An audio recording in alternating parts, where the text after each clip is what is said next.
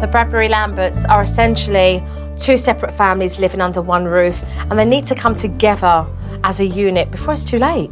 Today, as a family, you're going to go out and have some fun and play, all right? And then afterwards, you're all going to sit down and have a picnic together. To go out together as a family is a very exciting experience. It's something we haven't done, or when we have done, it has been a complete disaster. These children both need the attention of their parents, so I'm going to ask Lara and Stuart to hang out with a child that they don't normally spend time with.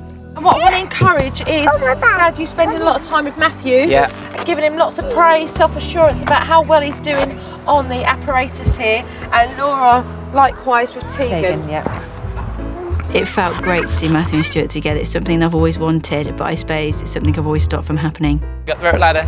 I saw Laura play with Tegan. It was kind of heartbreaking because it's my little girl, and I felt I was losing her to Laura, but I also felt relieved that she was gaining that company with her mum. You've got Matthew playing with Stu and not looking for me every 2 minutes to see where I am and see what I'm doing. And the same with taking Olivia. She's not running around trying to find her dad every 5 minutes. So it's lovely. When Joe said that we are a family divided in half, where it would be Laura and Matthew and myself and taking Olivia, we didn't realise the sort of damage we had done to our own family. When they got back from the park, it was time for dinner, and Tegan and Olivia started to kick off. What was that? No. Right. Okay, so use your voice and say, low-tone voice, and get down from the table. Daddy wants you to eat your dinner and be a good girl. Tegan, Olivia, I'd like you to sit down, and Dad'd like you to eat your dinner. I think I am probably soft on taking Olivia, and maybe I should find a way to tell her off correctly without having to feel bad about it. Tegan, please, will you sit down for me? Good girl. What would you, Tegan? I'd like you to sit back at the table, please. She got up from the table and completely ignored her dad. I want you to come down to her level and say to her, Daddy wants you to come to the table and eat some dinner now, please. If you don't listen to Daddy, you're going to have to sit on the naughty step. Tegan, after you've had your dinner, please. But Tegan and Olivia ignored the warning, and it was time for her to go on that naughty step. I'm going to start taking you to the naughty chair now. Okay, follow it through. Follow it through, Stuart, you're doing really well. If you use your voice, follow it through. You need to sit down here. Sit down. Now listen to Daddy. You are sitting on this stair because I've asked you to eat your dinner and you're not doing as you're told. Okay? No, don't push me because that really upset me. Please sit down here. You're going to sit here for 1 minute. 2.5 minutes. Oh, for 2.5 minutes. Please sit down there. That's it. Good girl. Stay there. I find it very hard to discipline taking Olivia. Being my little girl, it just melts my heart every time I'm cross with her, so I don't really discipline her. Because she's young, it won't take long for her to understand that you mean what you're saying. You adopted the correct tone of voice, which was marvellous.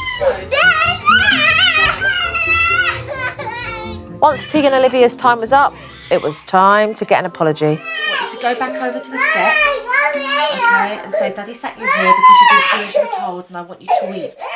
Don't ask her, tell her, and I want you to eat some of your dinner. Okay? Say sorry. Hug, say, right, okay, let's sit down and let's eat. Now what I would really like you to do is, big girl, I need you to eat for Daddy. Now, can we say sorry, let's go back to the table, and now I'd like to see you eat. Can we do that? Good girl, that's it, good girl. After the initial 2 minutes, which was requested, she did very well, and I was pleased that I could do it. Had a good look at some footage, so let's take a look at what I've seen and go through it. Stop it. Stop. Right. Tegan. Calm down, please. Come on. Right. You're now going to go sit on the naughty step for smacking Daddy. You do not smack Daddy. Okay, I would have liked to have seen a warning there, Stuart, okay? Yeah.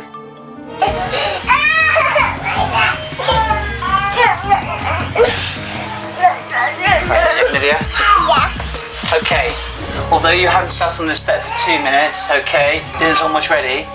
Okay, so I'm going to go and play for a couple more minutes, okay? And as soon as I go to the table, you come straight to the table. Do you understand? No. What do you mean, no? Sorry.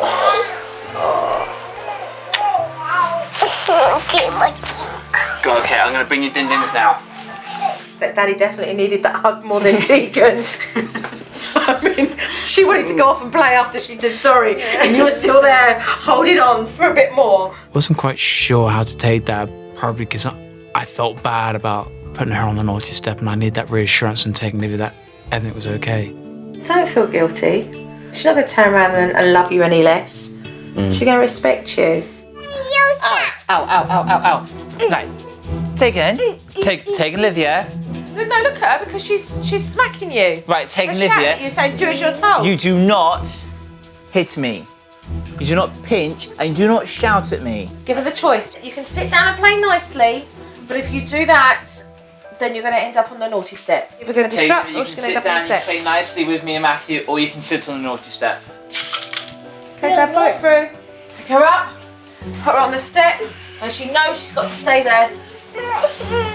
Take Livia, I'm sitting on the naughty step because you did not do as you're asked to, and your behaviour was unacceptable. Tegan spent 2.5 minutes on the step, and then I asked Dad to go back and get that apology. I want you to say sorry. Yeah. Okay? I want you to say sorry, Tegan and Olivia. If she doesn't then say sorry, there we go, we put her straight back onto the step and you walk away. Because you know she can say it. What she's trying to do is find that gap in between to go like this and laugh and diffuse it. But then if you laugh back, because you find it's cute, then she thinks it's a game, and that's where it becomes mixed messages for her. Yeah. When I placed Taking Livia on the naughty step, it felt very hard. But with the encouragement from Joe, it became a lot more easier, but it still felt, it was pulling at my heart big time.